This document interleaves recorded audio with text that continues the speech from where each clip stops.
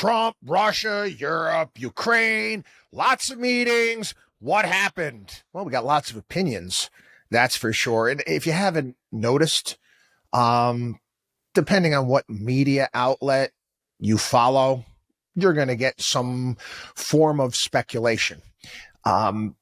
We don't do that. Oh, we had body language experts look at this, and Levitt came out and she looked like scared, or there was a problem there, and the Trump lunch was canceled. What does that mean? And again, you might as it's like watching people analyzing, like, the injury report before a football game. They don't know crap. They don't. But again, they're there to come up with ideas and opinions that they can talk about on TV. So maybe you will tune in and watch. Don't do that. Don't do that. Listen, I don't know. I don't know. I don't know what took place at any of those meetings. I haven't gotten a transcript of what's going on. What I do know is that every day I pray that the war will end, that the killing will stop. That's what I know. That's what I know. That's all I can report on when it comes to these meetings at this point in time. What I did see, though, and I'm going to report on something that nobody is reporting on. When you got Donald Trump sitting behind the desk, sitting behind the desk in the Oval Office, and man, oh man, dude, Mr. Trump. I mean, honestly, you need a better interior decorator, man. I mean, it's just like if, it's like your interior decorator was like a cross between, I don't know, Saddam Hussein and Liberace. What did you do, man? Tone down the gold, brother.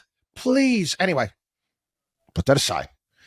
Was Donald Trump sitting there, and you had Europe like sitting in like a semicircle, sitting in chairs around the desk. The one prime minister, the one European that was there that I'm actually a big fan of is Giorgia Meloni from Italy. She's sitting there, leaned back, arms crossed. She's like, whatever. The rest of them, not so much. What's interesting? They had this meeting is who wasn't there. Countries that actually are growing. Countries that are actually growing, turning their economies around at this point in time. Poland, killing it. Which also happens to have one of the best special forces in the entire world. Why don't you take a look at how well their markets are doing? Even Greece. Take the amount of money that they spend on their military. I know that they're a small country, but, take a look at their market over the course of the year. How well have they done? Eastern Europe, you think Hungary.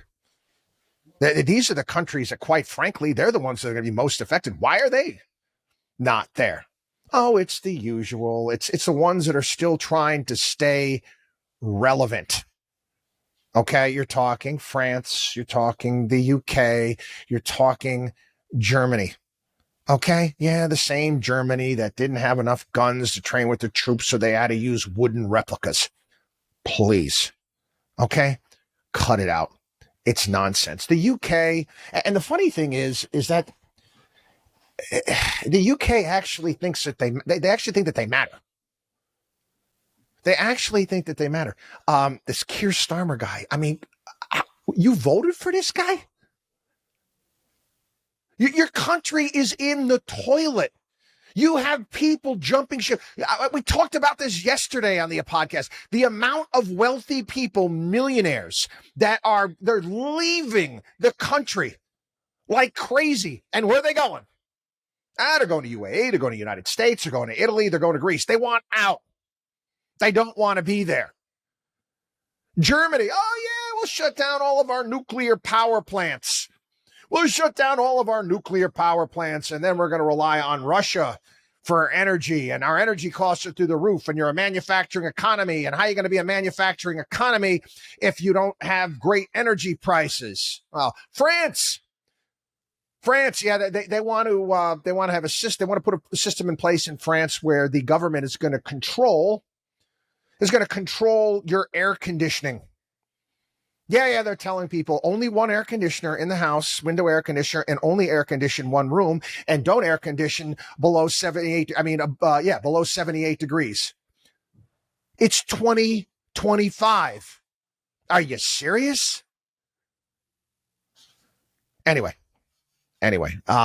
this is the state of most of Europe. Okay, they got nothing. But that's not true. I shouldn't put it that way. Again, they got a lot of artisan type of businesses there, which are great. I've often described Europe as kind of like a Disney World for adults. One big, huge museum. It's wonderful. It's beautiful. Great for tourism. But what exactly else do you do? What else do you do? What are your leading? Can you give me some of your leading tech companies over there? Well, you guys doing anything when it comes to AI? Again, yeah, it's sitting there. It made it perfectly clear. They were like the kids at daddy's desk. And they know it. They don't like it, but they know it. There was a story the other day. America's stock market dominance is an emergency for Europe. Some of Europe's most notable companies are moving to the United States, deepening the region's economic woes. The London Stock Exchange overhauled the ceremony for welcoming new companies to its ranks last year, adding confetti cannons, slick videos, and cinematic music. It has mostly been used for such events as product launches and anniversaries. So far this year, 6 companies have gone public in the UK, raising $208 million. We bring in more money at Markowski Investments than that over a short period of time. That's it. That's your deal making in the UK. Wow. Initial public offerings in continental Europe have been cut in half. Well, not even close. I mean, again, where are we here in the United States? Over 40 billion so far this year. And not to mention some of the companies, I want to call them tech stars, the Swedish buy now, pay later company. And I don't like this company at all. I don't like what it stands for. Klarna, we make fun of it all the time. And British chip designer, ARM. Are they listing over in Europe? No, they're listing at the New York Stock Exchange. Again, however, I'm not spiking a football by any stretch of the imagination over this, because guess what? We're heading in the same direction they are right now. And again, we have to be aware of that.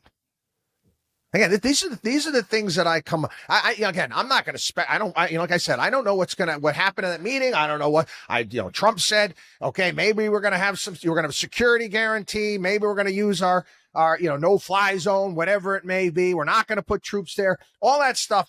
Again, I don't know, because again, it might change on any given day. But what I saw there is basically the state of the world, but as well. Okay. You got to keep working to stay on top. And when I see stories now where it says fewer young people that are meeting 5 milestones is typically associated with adulthood. Again, this doesn't surprise me. More young adults between the ages 25 and 34 facing economic barriers compared with previous generations. Changes in milestones of adulthood. Almost half of all adults in 1975 had reached 4 milestones associated with adulthood: moving out of one's parents' home, getting a job, getting married, and having a child between the ages of 25 and 34. That has changed dramatically. And again, we've gotten quite expensive here. We did untold damage to kids, telling them to go out and borrow hundreds of thousands of dollars to get an overpriced education without explaining them to the concept of return on investment. This is stuff that we have to work through, or maybe at some point in time we'll be sitting around the resolute desk of, I don't know, Xi Jinping. Watchdog on Wall Street.com.